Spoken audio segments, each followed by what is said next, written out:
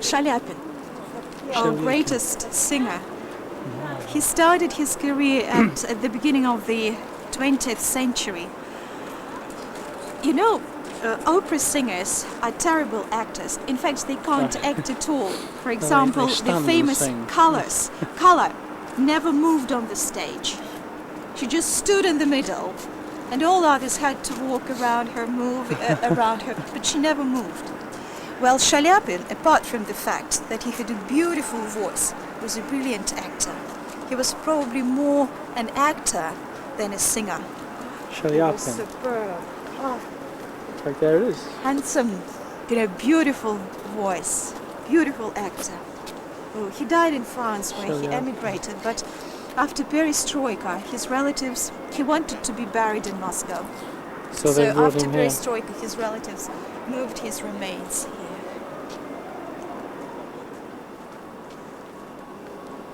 Wonderful monastery next to it.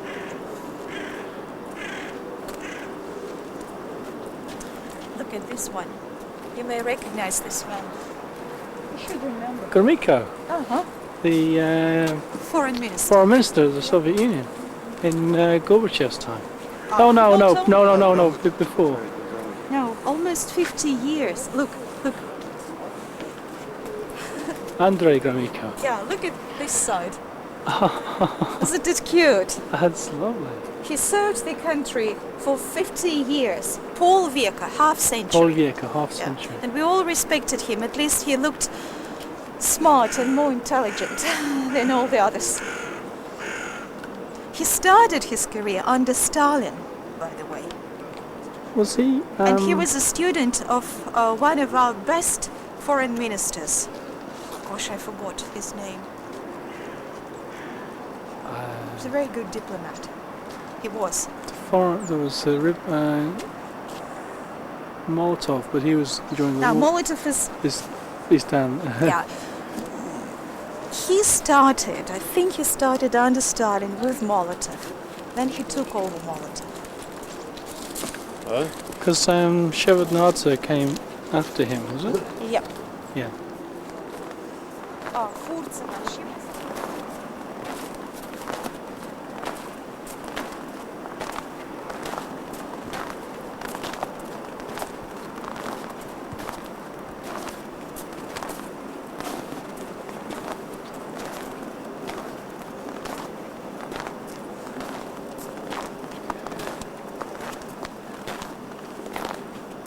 There's Gogol in here as well. Gogol? Uh-huh.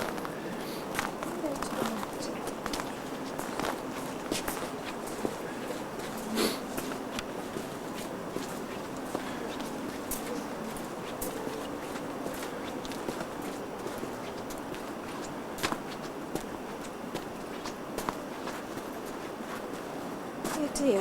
Gogol. There was another monument here. There was just a stone, a huge stone.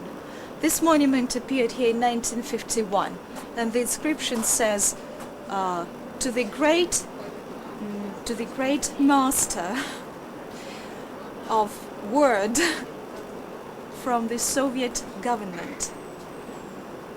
They say that one critic said when he saw Gogol, an absurdly cheerful Gogol. You see, he's smiling, but he seldom smiled. He was a rather gloomy person, in fact. He had fantastic sense of humor, and he wrote very funny. Yeah. The Revisor. Revisor and lots of other books, but in life he was a very difficult person, They say he was the most mysterious writer. He never had a home of his own, because all the money he earned he sent either to his mother and his married sisters, or sent them to the students of the university in St. Petersburg. All his life he lived with his friends, and in Moscow, for example, he lived with Aksakov. Do you know Aksakov? Aksakov was a very famous Aksakov. Russian writer, so Gogol usually lived with them. But as I said, Gogol wasn't a very nice person. You know, for example, he would lock himself in one of the rooms in Aksakov's house, and he wouldn't even talk to his friend. He would write messages and put put him them under the underneath the door. door. Yeah. Anyway, I don't remember why, but they quarreled. And Gogol had to move to another family, the Tolstoys. They had nothing to do with the Tolstoy. Tolstoy now, it was just the same name. And where he died. And it happened so that when Gogol died, nobody wanted to bury him because Aksakov were angry with him, and they wanted to bury him, but they wanted to do it in one way, someone else wanted to do it in a different way. And now they're neighbours for eternity. And they never came to an agreement. In the end, there was no money, no one wanted to bury him. And in the end, students and professors of Moscow University just raised money and buried him. Yeah. His last words were just before he died. A ladder, bring me a ladder. Wonderful. Look at this beautiful railing. Chekhov. Oh, I love this.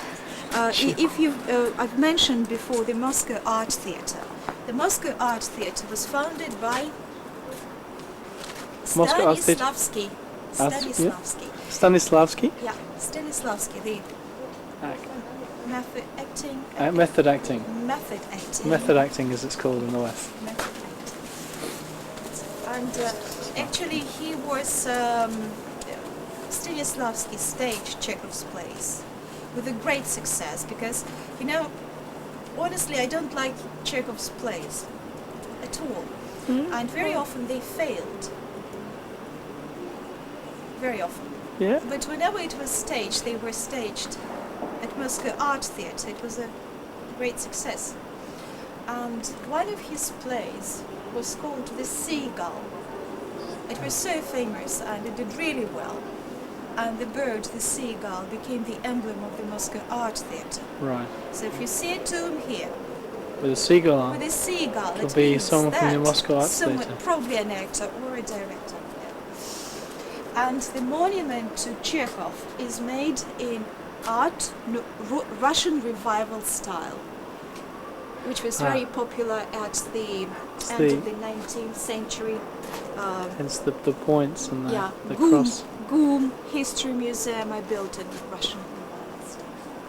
Now, if you come closer here, The History Museum on Red Square, the large building between the GUM and the Kremlin Wall. Russian revival style, or pseudo-Russian style, we call it. Also, these relics.